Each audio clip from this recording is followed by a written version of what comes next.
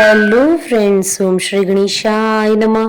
आप सभी का स्वागत है आपके अपने यूट्यूब चैनल पर। फ्रेंड्स, आज हम आपको इस वीडियो में बताने जा रहे हैं साल 2025 की वैशाख मास की संकष्टी गणेश चतुर्थी का शुभ मुहूर्त, पूजा विधि, व्रत कथा, महत्व, चंद्रोदय का समय और उपायों के बारे में। फ्रेंड्स, वीडियो शुरू करने से पहले आपसे रिक्वेस्ट है, अगर आप हमारे चैनल पर नए हैं और आपने अभी तक चैनल को सब्सक्राइब नहीं किया है तो प्लीज़ सब्सक्राइब कीजिएगा चैनल को, साथ ही प्रेस कीजिएगा बेल आइकन को, जिससे नए वीडियो से रिलेटेड नोटिफिकेशन आपको तुरंत प्राप्त हो सके। और वीडियो पसंद आने पर वीडियो को लाइक और शेयर जरूर कीजिएगा, ताकि सभी भक्तों को इस वीडियो का लाभ प्राप्त हो सके। और कमेंट बॉक्स में ओम श्री गणेशाय नमः जरूर लिखिएगा। संकष्टी गणेश चतुर्थी का व्रत प्रत्येक मास के कृष्ण पक्ष की चतुर्थी को किया जाता है। वैशाख मास के कृष्ण पक्ष की चतुर्थी को किया जाने वाला व्रत वैशाख संकष्टी गणेश चतुर्थी व्रत कहलाता है। भविष्य पुराण में कहा गया है कि जब मन संकटों से घिरा महसूस करे तो गणेश चतुर्थी का व्रत करे। इससे कष्ट दूर होते हैं और धर्म, अर्थ, मोक्ष, विद्या, धन व आरोग्य की प्राप्ति होती है। वैशाख मास के कृष्ण पक्ष की संकष्टी चतुर्थी को विकट संकष्टी चतुर्थी के नाम से जाना जाता है। इसे सकट चौथ, संकष्टी चतुर्थी आदि नामों से भी जाना जाता है। चतुर्थी के दिन विघ्नहर्ता श्री गणेश जी की विधि विधान से पूजा अर्चना की जाती है और विधि पूर्वक व्रत किया जाता है। प्रत्येक मास में 2 बार चतुर्थी आती है, एक कृष्ण पक्ष की, दूसरी शुक्ल पक्ष की। कृष्ण पक्ष की चतुर्थी को संकष्टी चतुर्थी और शुक्ल पक्ष की चतुर्थी को विनायक चतुर्थी के नाम से जाना जाता है। वैशाख मास की संकष्टी चतुर्थी का व्रत रखकर भगवान गणेश की विशेष पूजा करने से मनचाही कामना पूरी हो जाती है। संकष्टी चतुर्थी के दिन प्रथम पूजनीय भगवान गणेश जी का पूजन विधि विधान से करें। विघ्नहर्ता आपके जीवन के सारे विघ्नों को हर लेंगे। वैसे तो संकष्टी चतुर्थी का व्रत और पूजन हर महीने में होता है, लेकिन वैशाख मास की कृष्ण पक्ष की संकष्टी चतुर्थी को धर्मशास्त्रों के अनुसार बहुत ही शुभ और सर्वफलदायी बताया गया है। संकष्टी चतुर्थी का अर्थ होता है संकट को हरने वाली चतुर्थी। संकष्टी संस्कृत भाषा से लिया गया एक शब्द है, जिसका अर्थ होता है कठिन समय से मुक्ति पाना। इस दिन व्यक्ति अपने दुखों से छुटकारा पाने के लिए गणपति जी की आराधना करता है। पुराणों के अनुसार चतुर्थी के दिन गौरी पुत्र गणेश जी की पूजा करना बहुत ही फलदायी होता है। इस दिन लोग सूर्योदय के समय से लेकर चंद्रमा उदय होने तक के समय तक उपवास रखते हैं।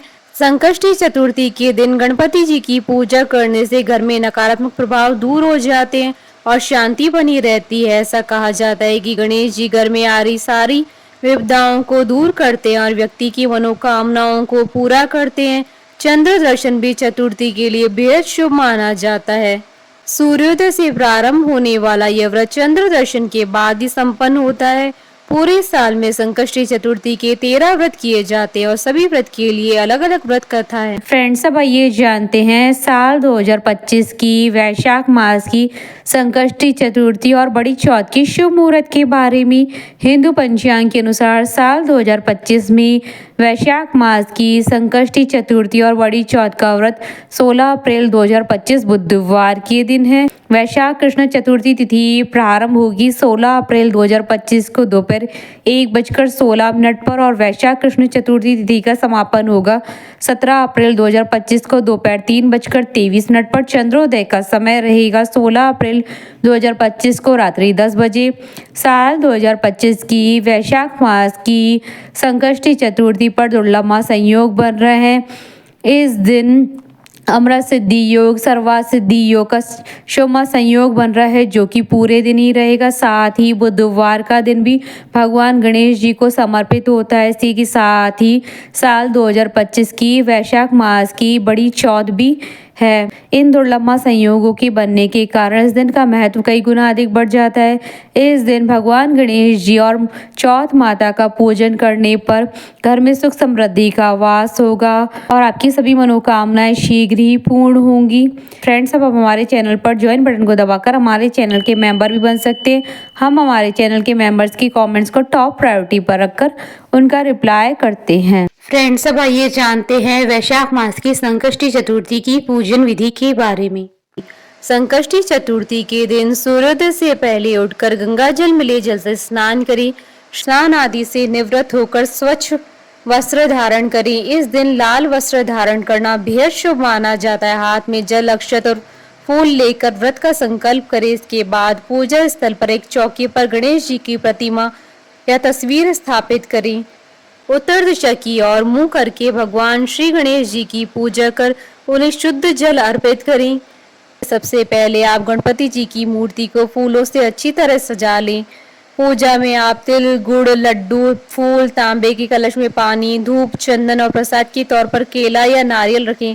ध्यान रहे, पूजा के समय आप देवी दुर्गा की प्रतिमा या मूर्ति भी अपने पास रखें। ऐसा करना बेहद शुभ रहता है। गणपति जी को रोली लगाएं और फूल और जल अर्पित करें। संकष्टी के दिन भगवान गणपति को तिल के लड्डू और मोदक का भोग लगाया जाता है। गणपति जी के सामने धूप दीप जलाकर गणपति जी के ओम गण गणपतये नमः मंत्र का कम से कम 108 बार जाप करें। इस दिन गणेश जी को दूर्वा भी अर्पित करना चाहिए। ऐसा करने से व्यक्ति के धन सम्मान में वृद्धि होती है।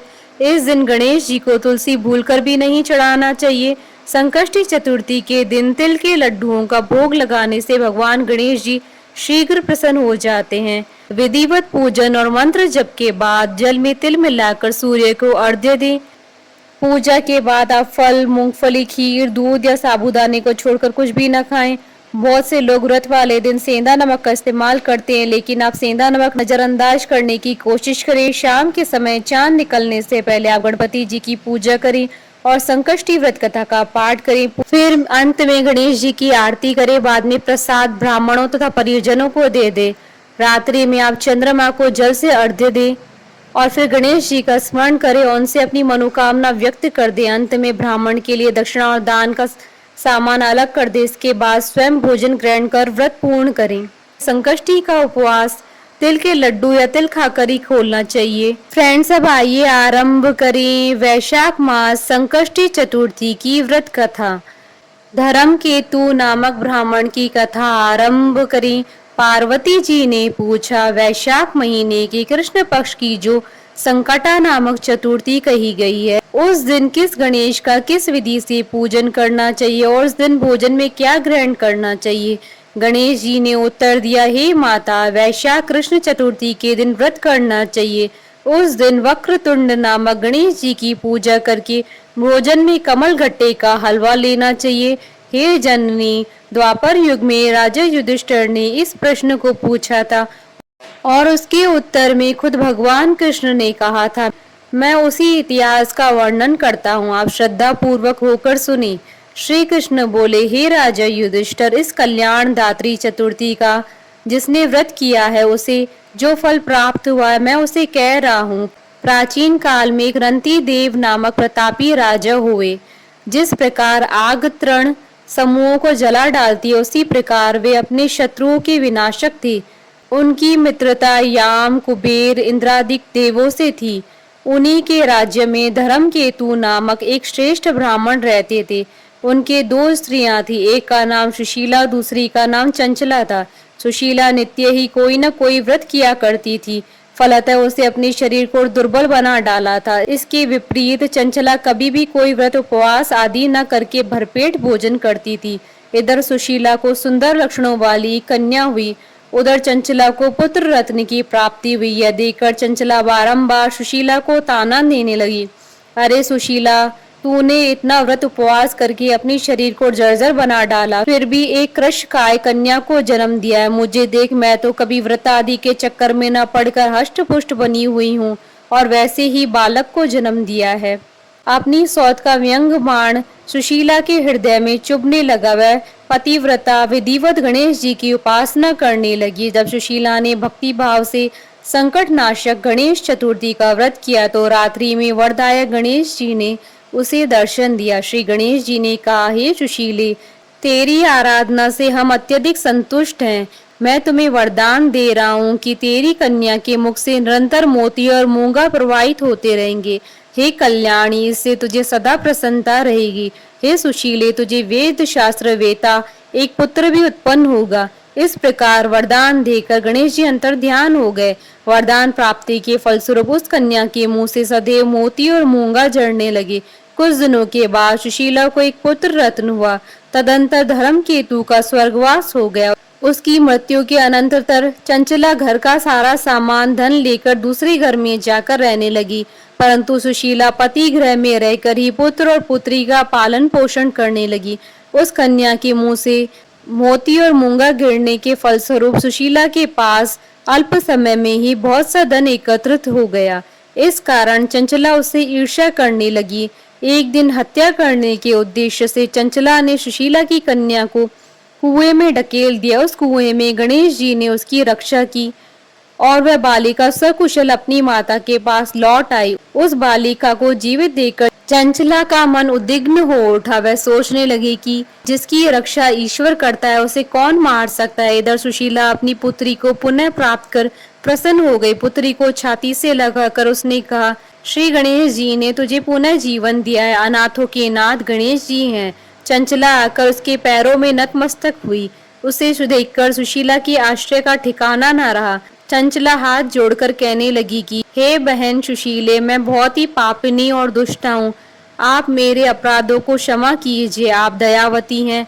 आपने दोनों कुलों का उद्धार कर दिया। जिसका रक्षक देवता होता है उसका मानव क्या बिगाड़ सकता है। जो लोग संतों व सत्पुरुषों का दोष देखते हैं वे अपनी कथनी से स्वयं नाश को प्राप्त होते हैं। इसके बाद चंचला ने भी उस कष्ट निवारक पुण्यदायक संकट नाशक गणेश चतुर्थी का व्रत किया।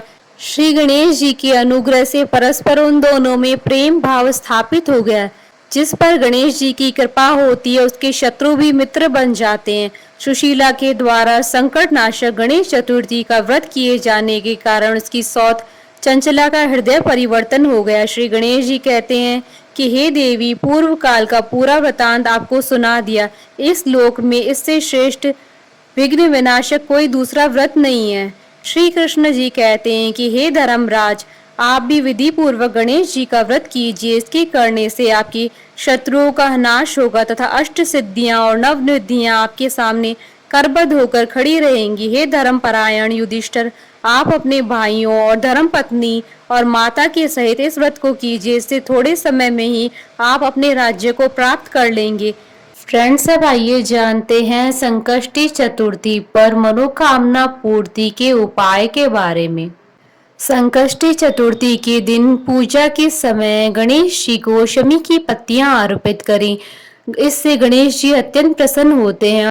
इस उपाय को करने से आपके सारे बिगड़े काम बनेंगे और कार्यों में सफलता प्राप्त होगी और सभी मनोकामनाएं पूर्ण होगी। बोली भगवान गणेश की जय। हमारे साथ इस वीडियो में अंत तक बने रहने के लिए आपका धन्यवाद। ओम श्री गणेशाय नमः।